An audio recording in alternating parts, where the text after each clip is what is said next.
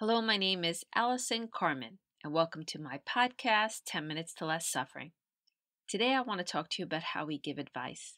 Most of the time, when we give people advice, we give it to them with our best intention. We give people advice because they have a problem or we see them struggling. And we think based on our life experience or what we think or what we know, whatever we have to say to somebody is going to help them out. It's going to help move them forward. It's going to help alleviate their suffering. But what we often don't see is we often give advice when nobody asked us our opinion. We give advice that might make someone suffer more. And sometimes the only thing someone wants from us is for us to listen, for us to be supportive, for us to hear the process that someone else is going through and just be present for them. And I know the people that know me well must be laughing right now because I've probably given more unsolicited advice than anybody I know. And yes, sometimes I've helped people, but sometimes I've hurt them. Sometimes I think my advice didn't let them feel I allowed them to have their thoughts and their voice and express themselves. And it probably made people feel I didn't trust them enough to figure it out themselves. I think these people know I love them, but sometimes we just need to let people be.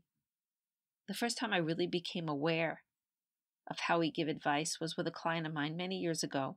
She was a famous television star, and she was always looking to start new businesses for extra income or just in case she wasn't going to have a television role for a period of time.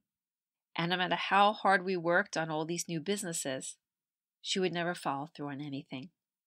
And I wondered after a while, why are we talking? Yet every week she would call me for another session.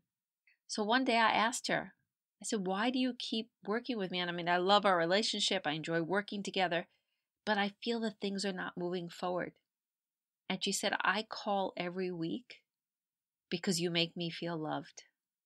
I know I haven't started these businesses and maybe I never will. I'm not sure. Only time will tell. But I feel you really listen to me. And every week you care about my happiness. You care about my thoughts. You make me feel supported. You make me feel loved. And that's the thing I'm missing most in my life. And that's the thing I most appreciate. And I really understood in that moment, that's all that people need sometimes. They don't need the answers. They need our presence. They need our support. They need our love.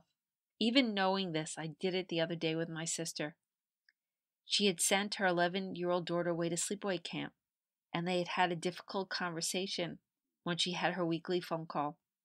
Her daughter started to cry. She missed her so much. And my sister worried that maybe she needed to come home. And she was generally upset about the conversation. Now, because I have older children, I was thinking to myself, oh, her daughter was probably crying on the phone, and 5 minutes later she was probably laughing with her friends doing some gymnastics. And I didn't want my sister to keep being upset, and I wanted her to enjoy the beautiful Saturday that we were going to have together. So I started to give her all this advice about parenting and how she could see the situation. And at one point she turned around and says, can't I just be upset? I want to be upset about this. This is how I feel. And I'm going to need to process it how I need to process it. And she was right. And it was very difficult because she was upset on and off for about 6 hours. But sometimes we just have to let people be. And we have to trust that they'll get there when they're ready. But everybody suffers differently. And I know I shared this quote before on some prior podcasts. It's a Viktor Frankl quote from his book, Man's Search for Meaning. And in his book, Viktor Frankl writes, to draw an analogy, a man's suffering is similar to the behavior of a gas. If a certain quantity of gas is pumped into an empty chamber, it will fill the chamber completely and evenly, no matter how big the chamber. Thus, suffering completely fills the human soul and conscious mind, no matter whether the suffering is great or little. Therefore, the size of human suffering is absolutely relative. And I bring this up because sometimes we judge someone's suffering. We look at their situation, we look at what's happening, and we think we know you shouldn't be suffering that much. This shouldn't be upsetting you that much. And that's why we give them advice. That's why we're pushy. That's why we don't let up, because we're so sure this person could do better than they're doing. And we forget suffering is like gas, and it just fills up people's tanks. Sometimes they can't control it, and they need to find a way to release it. They need to find a way to move forward. And I'm not saying that we should never give people advice, because many of us have wisdom to share. We have experiences that will help our friends, our family, people we work with. But the most important thing is we have to respect other people's boundaries. So often, unless it's our job to give people advice, we need to ask them. We need to say to them, I have an experience that might be of interest to you. Can I share it with you? Can I give you some advice on the matter? Are you okay if I share my opinion? And I know this might sound awkward when you're really close to someone, you're really intimate with someone, but it's important. Even the people closest to us need to know that we respect them. We respect their process. We respect their boundaries.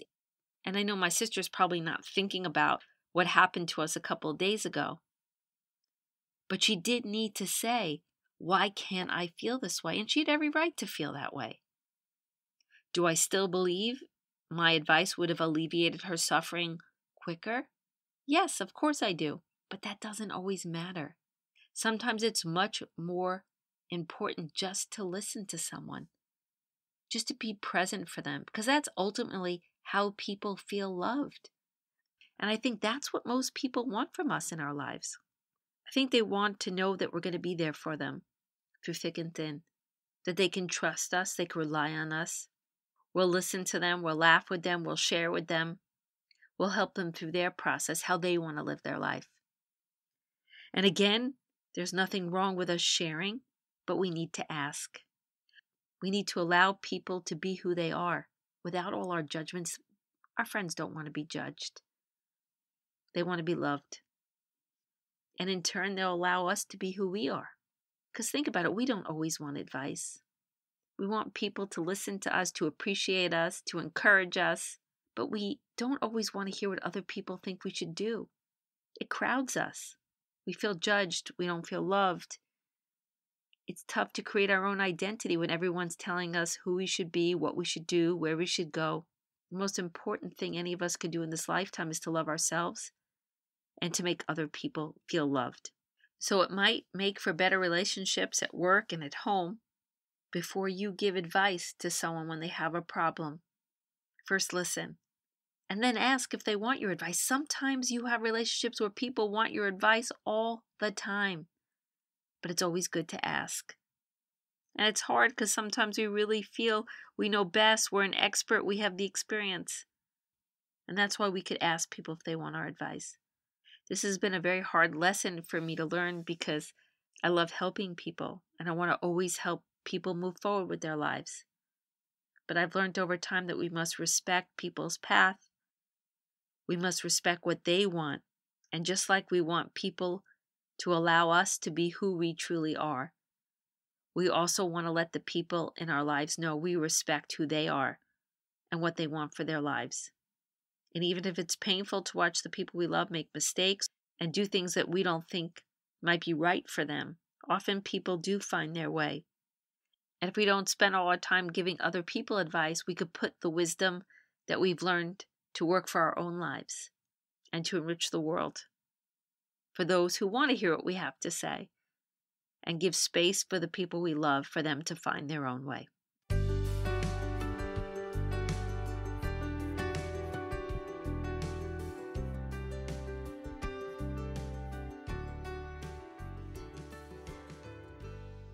Thank you for listening to this podcast today. If you'd like to get in touch with me, you could email me at allison@allisoncarmen.com. If you'd like to buy my book, it's available at all major bookstores and online retailers. And if you like this podcast, you could subscribe on iTunes and leave a comment.